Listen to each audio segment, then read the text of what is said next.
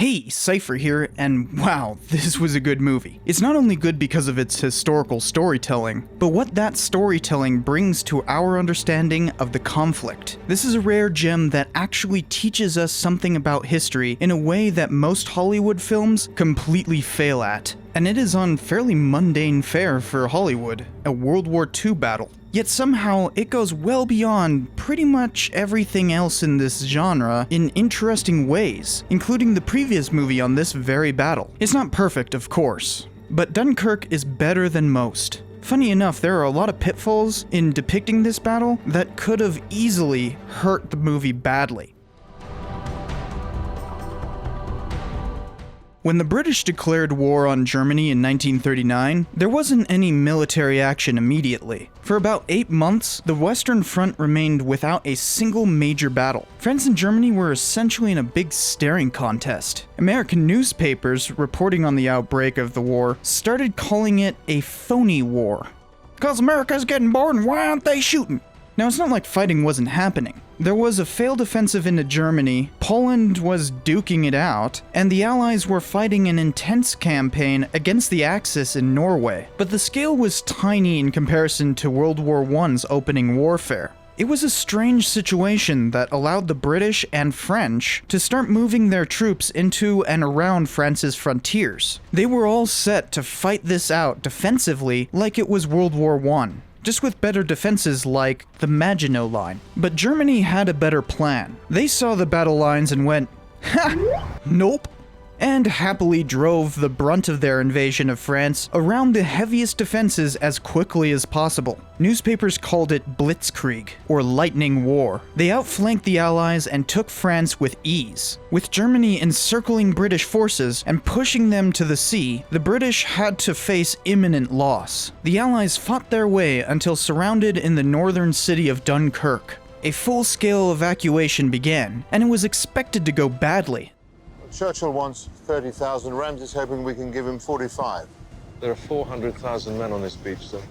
Yet somehow the French managed to hold off German land forces long enough to evacuate over 300,000 of them. This was probably aided by Hitler signing a halt order for German tanks that lasted all of 2 days. Either way, German forces focused on Calais, Amiens, and a spectacular battle around Lille, where the French held their own against the brunt of Germany's might. The evacuation was a rousing success, despite the fact that the British Navy had to resort to using civilian ships to get soldiers off the beach through the shallows to the bigger ships. Then Prime Minister Winston Churchill hailed the evacuation as a miracle, saying, "We shall defend our island, whatever the cost may be. We shall fight on the beaches, we shall fight on the landing grounds, we shall fight in the fields and in the streets. We shall fight in the hills. We shall never surrender." The British were able to regroup from this defeat and continue the fight. There are some significant historical arguments that surround the Battle of Dunkirk, and this movie certainly couldn't avoid all of them. Most of the arguments are over what the heck was going on with Hitler ordering his tanks to halt. Why would you do that, stupid? Well, there are several theories. The movie actually says one of them. And the enemy tanks have stopped. Why have they stopped? Waste precious tanks when they can pick us off from the air like fish in a barrel.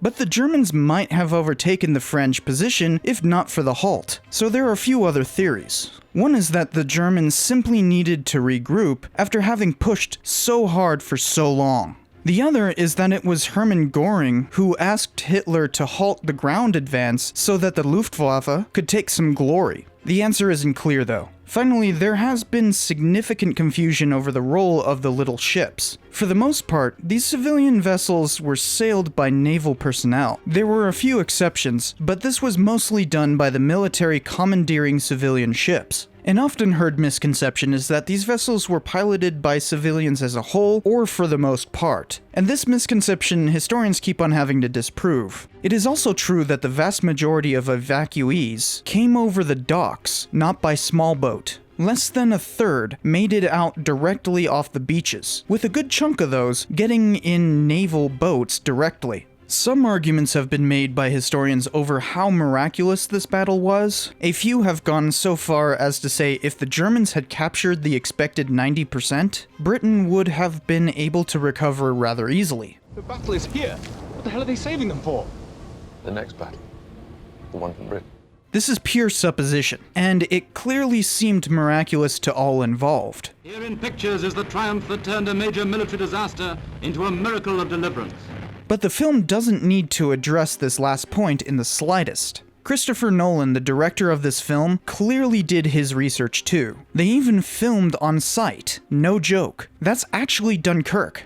It's not necessary to pay for an entire city like that, but it speaks volumes to the movie's dedication to accuracy.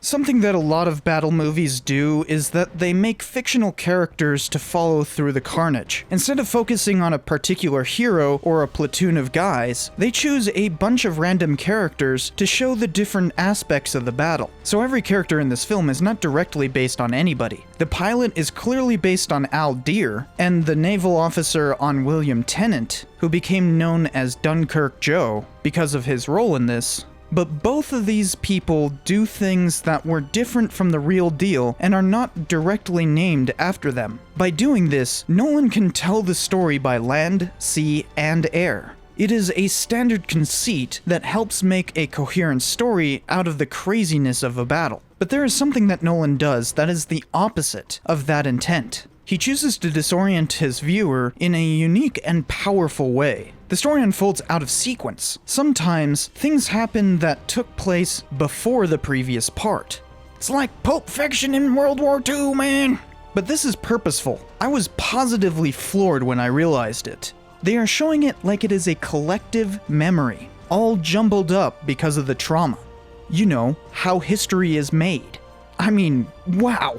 Can you think of another movie that purposefully disorients its viewer like this? Well, what about Pulp Fiction? No! This is not a joyous movie, though. It is meant to burden the viewer, turn them cold, sad, indifferent, and then, finally, relieved. Unlike most films, it actually does this well. We hear hardly any dialogue, and the events take place in a way that you could believe that these things could have happened, and have gone unrecorded. In the process, we feel the full effect, an empathy for the feeling of what these people went through. That is truly difficult to achieve. Narrative historians do this well, but film directors normally fail. Nolan, on the other hand, needs to do more battle movies. He even manages to slip in some exposition about the overall situation organically. Churchill got his 30,000. And then some. Almost 300,000. So you get a sense of the whole battle. But some things that seem designed for exposition were based on the real deal. The film is great for all of that, but of course there are numerous problems with it. Now, I've already mentioned the composite characters, but in their compositing there are a few problems. The main one is that Al Deer's stand-in is saddled with a bunch of things that make his story basically impossible. He uses something like 70 seconds of ammunition during his flight, when a Spitfire in reality could only do less than 15.